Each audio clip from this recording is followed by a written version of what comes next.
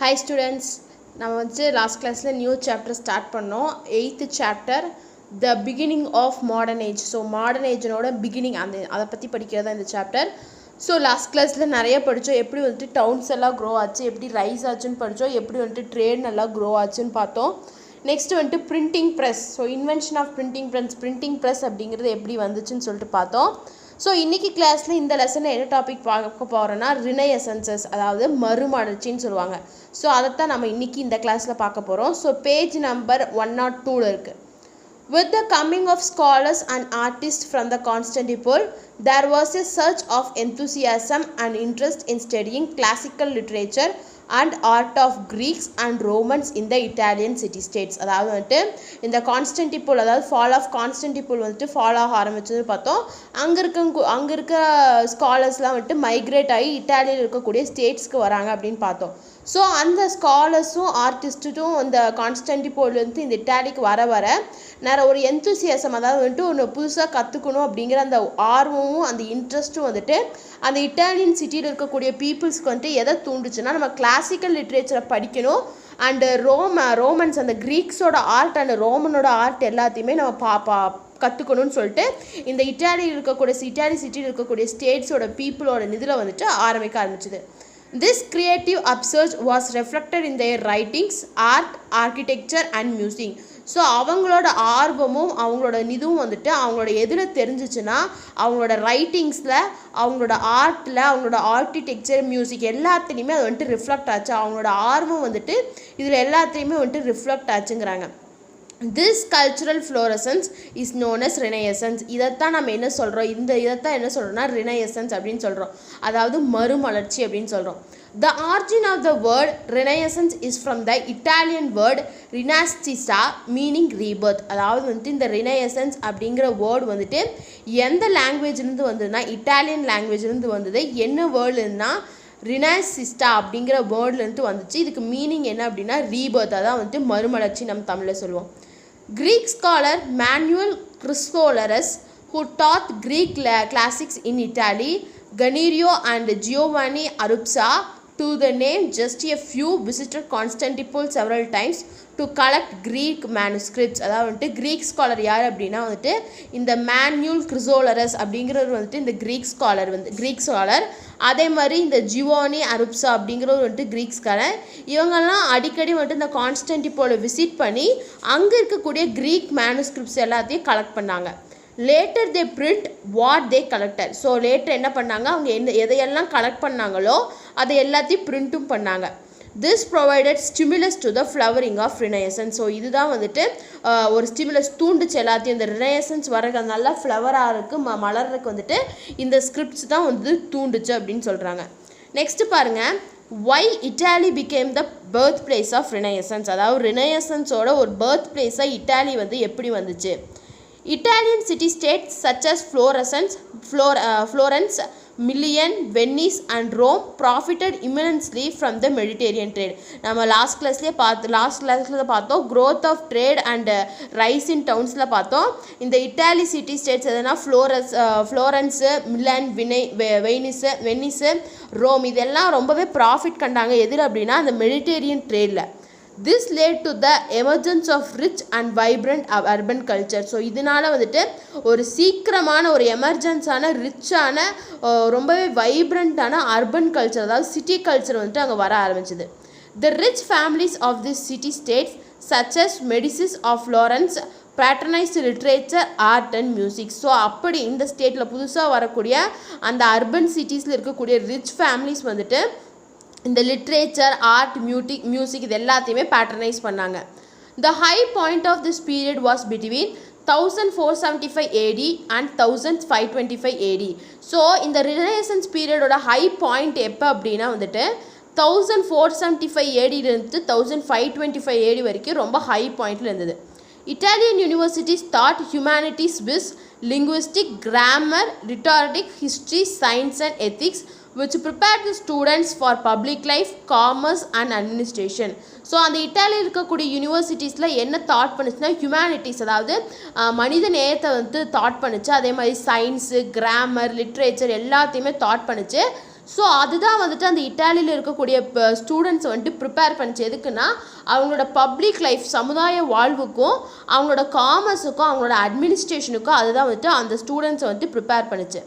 The study of humanities was so popular in the Italian universities that students from all over Europe flocked there. So இந்த இட்டாலியில் இருக்க யூனிவர்சிட்டிஸில் வந்துட்டு எது ரொம்ப பாப்புலர்னா இந்த humanities study தான் வந்துட்டு ரொம்பவே பாப்புலர். ஸோ இட்டாலி மட்டும் இல்லாமல் யூரோப்பில் இருக்கக்கூடிய அதர் கண்ட்ரி ஸ்டேட்ஸ் எல்லா அங்கே இருக்க எல்லா ஸ்டூடெண்ட்ஸும் வந்துட்டு இந்த இட்டாலியில் இருக்கக்கூடிய யூனிவர்சிட்டிஸ்க்கு வந்தாங்க. Classical Greek and Latin literature introduced the idea of humanism which got reflected in the paintings. அதாவது வந்துட்டு classical Greek and Latin literature இந்த ரெண்டுமே வந்துட்டு ஐடியா அந்த ஹியூமனிசம் அதாவது மனித நேயத்துக்கு உண்டான அந்த ஐடியாவை வந்துட்டு இன்ட்ரடியூஸ் பண்ணிச்சு. அது எப்படி அவங்க ரெஃப்ளெக்ட் பண்ணாங்க அப்படின்னா அவங்களோட பெயிண்டிங்ஸ்லேயும் அவங்களோட ஸ்கல்ப்சர்ஸ்லேயும் அவங்களோட ஆர்ட்டு ஆர்கிடெக்சர் அவங்களோட ரைட்டிங்ஸு மியூசிக்ஸில் இது எல்லாத்துலேயுமே வந்துட்டு இவங்க வந்து அந்த ஹியூமனிசத்தை வந்துட்டு ரெஃப்ளெக்ட் பண்ணாங்க அப்படின்னு சொல்கிறாங்க. ஸோ இப்படித்தான் வந்துட்டு இட்டாலி இட்டாலி வந்துட்டு ரினெசன்ஸோட பர்த் பிளேஸாக வந்துச்சு அப்படின்னு சொல்கிறாங்க. நெக்ஸ்ட்டு பாருங்கள், ஹியூமனிசம் இன் லிட்ரேச்சர்.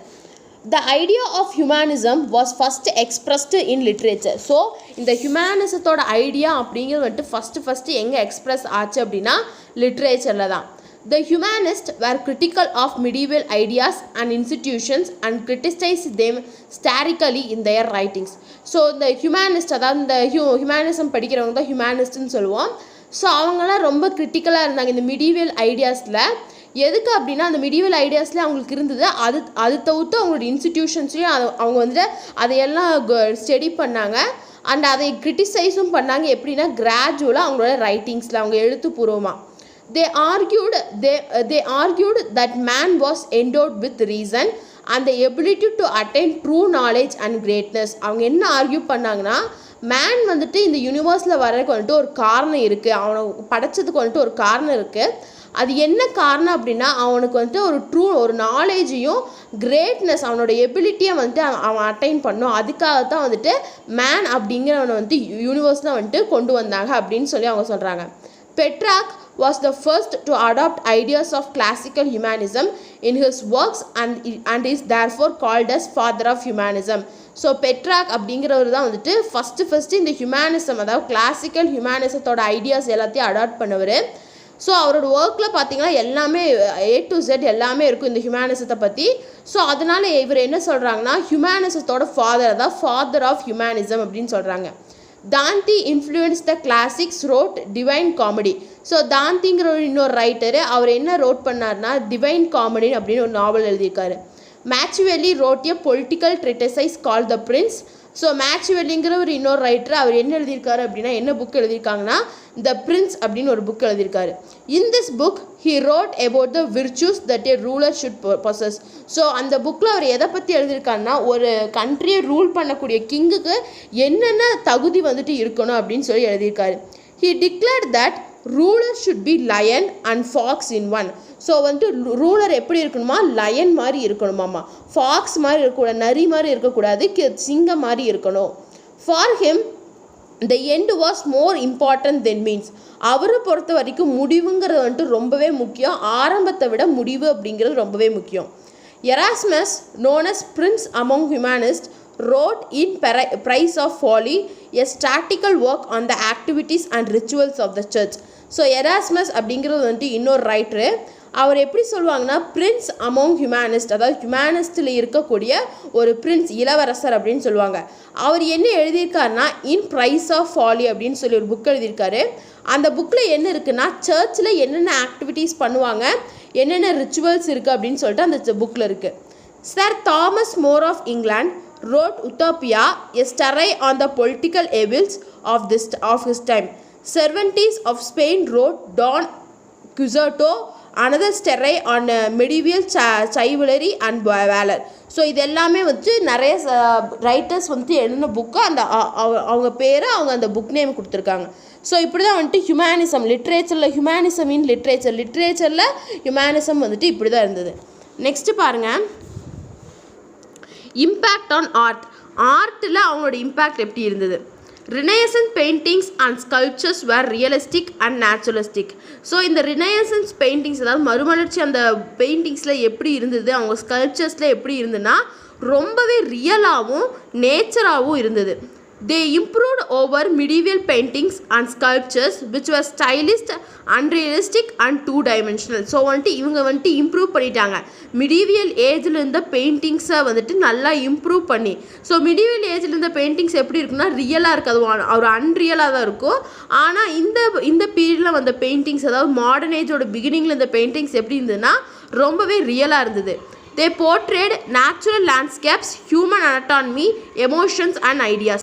ஸோ அவங்க எப்படி எதெல்லாம் போர்ட்ரே பண்ணாங்கன்னா நேச்சுரல் லேண்ட்ஸ்கேப்ஸ் அதாவது மவுண்டெயின், லேண்டு, வாட்டர் ஃபால்ஸ் அதெல்லாமே அவங்க போர்ட்ரே பண்ணாங்க. அதே மாதிரி ஹியூமன் அனாட்டாமி, நம்ம பாடி, நம்மளோட எமோஷன்ஸ், நம்மளோட ஐடியாஸ் எல்லாத்தையுமே அவங்களோட இந்த பெயிண்டிங்ஸில் அவங்க கொண்டு வந்தாங்க. In the field of art, great artist like Leonardo da Vinci, Michelangelo and Raphael dominated the scene and produced some of the finest artistic works. So ஆர்ட்டோட ஃபீல்டில் நமக்கு எல்லாத்துக்கும் தெரிஞ்சிருக்கும் லியோனார்டோ டா வின்சி அப்படிங்கிறவர் ஒருத்தர், next Michelangelo and Raphael. So இவங்க 3 பேரும் வந்துட்டு கிரேட் ஆர்டிஸ்ட்டு. அவங்க வந்துட்டு என்ன கொண்டு வந்தாங்க அப்படின்னா டாமினேட் பண்ணாங்கன்னா some of the finest artist அதாவது சின்ன சின்ன ஆர்டிஸ்ட் ஒர்க்லாம் அவங்க பண்ணாங்க. லியோனார்டோ டா வின்சி இவரோட பீரியட் எப்போனா 1452 1519 AD வரைக்கும் வாஸ் எ வெர்ஸ்டைல் ஜீனியஸ். அதாவது இவர் வந்துட்டு ரொம்பவே ஜீனியஸ், அந்த ஆர்ட்டோட ஃபீல்டில் வந்துட்டு ஒரு genius. He was a painter, sculptor, architect, military engineer, anatomist and poet. So இவர் வந்துட்டு பெயிண்டர் மட்டும் இல்லை, ஒரு சிற்பியும் கூட, ஆர்கிடெக்டும் கூட, அதே மாதிரி அனட்டானமிஸ்ட், இன்ஜினியர், போயட்டும் கூட. His painting of Mona Lisa, The Last Supper and The Virgin on the Rocks are the illustrious examples of his talent. So இவரோட டேலண்ட்டுக்கு வந்து ஒரு பெஸ்ட் எக்ஸாம்பிள் என்ன கொடுக்கலாம் அப்படின்னா வந்துட்டு இவரோட பெயிண்டிங் அதாவது மோனாலிசா, இவர் பெயிண்ட் பண்ண Mona Lisa, next the last supper and the virgin on the rocks, இந்த 3 பெயிண்டிங்ஸும் வந்துட்டு இவரோட டேலண்ட்டுக்கு வந்துட்டு ஒரு இல்லஸ்ட்ரியஸ் எக்ஸாம்பிள் அப்படின்னு சொல்கிறாங்க. Michelangelo was a painter, sculptor, architect and a poet. So மைக்கேல் ஆங்கிலியோவும் வந்துட்டு ஒரு பெயிண்டர், ஒரு ஸ்கல்ப்டர், ஒரு ஆர்கிடெக்ட், போயட். இவரோட பீரியட் எப்போன்னா 1475 இருந்துட்டு 1564 வரைக்கும் இவரோட period. His marble sculpture of David depicts the youthful strength and energy of the giant sailor.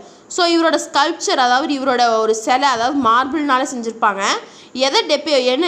எதோட ஸ்கல்ப்சர்னா டேவிட் அப்படிங்கிறோடது. அது எது டெபெக்ட் பண்ணுனா யூத்ஃபுல்லோட ஸ்ட்ரென்த்தை வந்துட்டு டெபிக்ட் பண்ணுது, அவங்களோட எனர்ஜியையும் ஸ்ட்ரென்த்தையும் வந்துட்டு டெபிக்ட் பண்ணுது. He is also famous for his paintings in the ceilings of Sistine Chapel in Rome. So இவர் இன்னொரு ஃபேமஸ் ஒர்க் இவரோடது என்ன அப்படின்னு பார்த்தீங்கன்னா பெயிண்டிங்ஸ், அதாவது வந்துட்டு சிஸ்டைன் சாஃபலுங்கிற வந்துட்டு ரோமில் இருக்கக்கூடிய ஒரு place.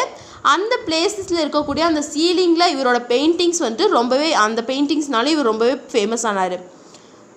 Painted beautiful Madonnas virgin and the child. அதாவது வந்துட்டு இவர் வந்துட்டு என்ன பெயிண்ட் பண்ணாத அந்த சீலிங்கில் அப்படின்னா வந்துட்டு மெடோனாஸ் அப்படிங்கிறத பாருங்கள், இந்த பிக்சரில் கொடுத்துருக்காங்க, இதான் வந்துட்டு மெடோனாஸ். ஸோ வந்துட்டு அதை வந்துட்டு ஒரு அந்த வால்ஸ்லாம் வந்து சீலிங்லாம் பெயிண்ட் பண்ணார்.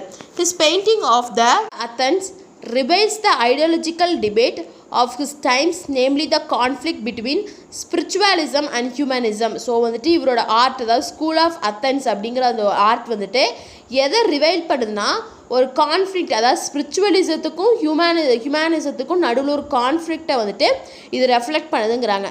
ஸோ இதுதான் வந்துட்டு இம்பேக்ட் ஆஃப் ஆர்ட்டோட impact. Next science during Renaissance. So இந்த ரினைசன்ஸ் பீரியடில் சயின்ஸ் எப்படி இருந்தது? The advances in science were inspired by the Ptolemy, Archimedes, Euclid and other classical period. In the medieval period, the Aristotelian view that the earth was the center of the universe strengthened the church's view of creation and its own centrality to the mankind. So இந்த medieval பீரியடில் வந்துட்டு Aristotelian view என்ன, earth அப்படிங்கிறது வந்துட்டு ஒரு யூனிவர்ஸோட centre, அதுதான் வந்துட்டு strengthen பண்ணுது அப்படிங்கிறது சொன்னது யார்? Aristotle. However, the influence of Plato and other classics challenged it, laying the foundation of modern science. அவர் அப்படி சொல்லியிருந்தாலும் இந்த Plato and other classic, Plato and other ஆத்தர்ஸ்லாம் ஒரு சேலஞ்சாக இருந்தது. அதுதான் வந்துட்டு ஃபவுண்டேஷன், மாடர்ன் சயின்ஸுக்கு வந்துட்டு ஒரு ஃபவுண்டேஷனாக இருந்தது. William Harvey discover the circulation of blood.